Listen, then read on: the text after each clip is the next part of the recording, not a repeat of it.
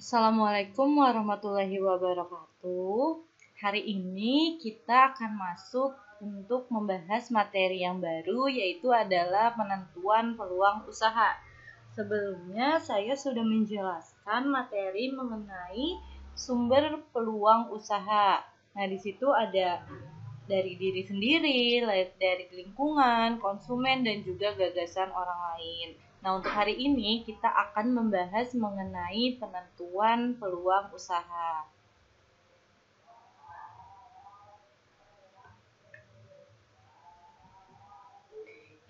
Yang pertama di sini adalah kita menentukan peluang usaha. Nah, jika kita ingin memulai mewujudkan berwirausaha, kita itu terlebih dahulu harus menjawab pertanyaan ini. Jadi pertanyaannya adalah apakah yang menjadi kebutuhan masyarakat atau kebanyakan anggota masyarakat saat ini dan di masa yang akan datang. Nah, untuk memahami kebutuhan masyarakat, kita itu memerlukan suatu diagnosis terhadap lingkungan usaha secara keseluruhan, baik itu meliputi faktor ekonomi, politik, lalu ada pasar, persaingan, pemasoknya, teknologi, sosial, dan geografi. Nah, di sini ada bagaimana kita menemukan peluang usaha yang cocok. Nah, kita itu bisa melalui atau menggunakan dua pendekatan. Yang pertama itu adalah pendekatan inside out, dari dalam keluar, bahwa keberhasilan itu akan dapat diraih dengan menciptakan yang namanya kebutuhan. Tapi ini dari dalam keluar. Lalu yang kedua itu adalah pendekatan outside out, dari luar ke dalam, bahwa keberhasilan akan dapat diraih dengan menciptakan kebutuhan. Jadi bedanya adalah yang pertama kita dari dalam keluar, lalu yang kedua adalah dari luar ke dalam. Tapi di sini intinya adalah sama-sama kita menciptakan yang namanya kebutuhan.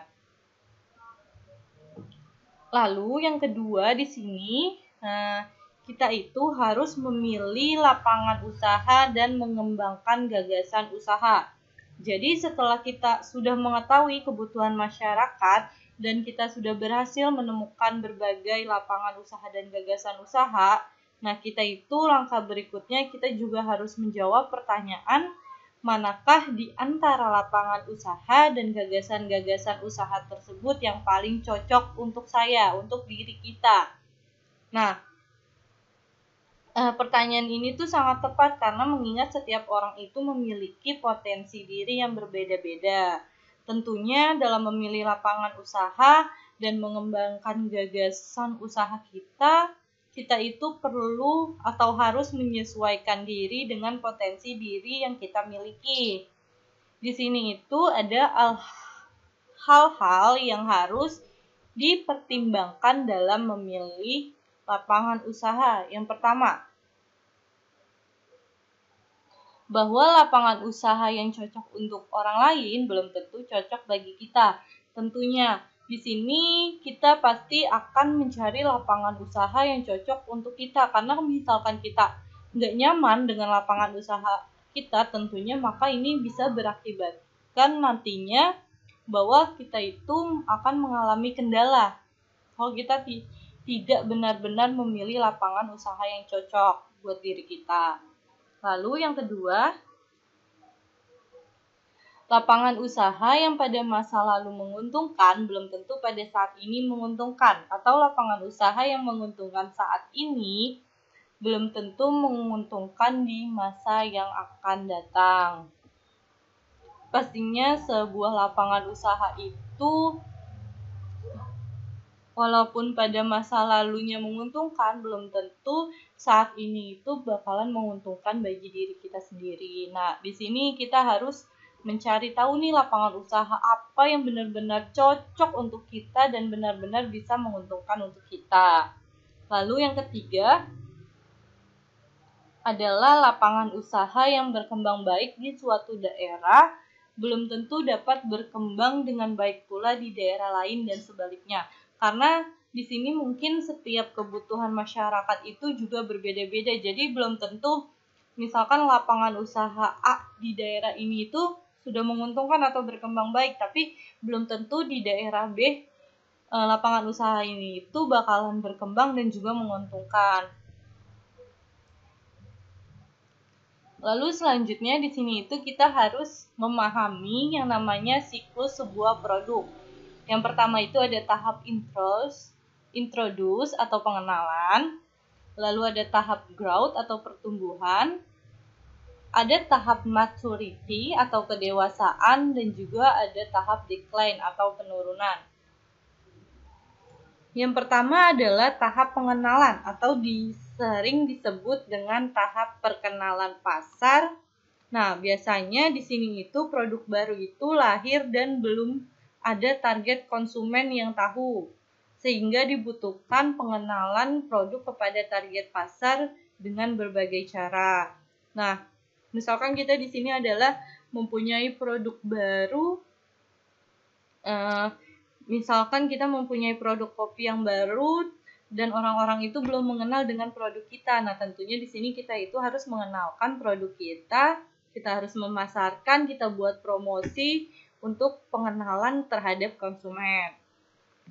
Lalu yang kedua adalah di sini tahap pertumbuhan. Nah, di sini itu konsumen itu sudah memulai mengenal produk kita. Biasanya di sini diikuti dengan jumlah penjualan dan laba yang meningkat pesat dan juga promosi yang kuat.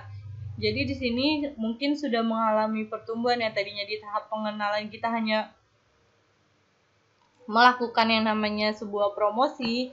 Nah, di sini di tahap pertumbuhan ini orang-orang sudah mengenal nih dengan produk kita, orang-orang sudah tahu dengan produk kita, dan di sini kita memperkuat promosi dari produk kita. Lalu yang ketiga di sini adalah tahap maturity atau kedewasaan. Kalau di sini di tahap ini, jadi produk perusahaan itu sudah mengalami yang namanya titik jenuh. Nah, di sini itu ditandai dengan tidak terjadinya penambahan konsumen yang ada sehingga angka penjualan tetap di titik tertentu. Nah, jika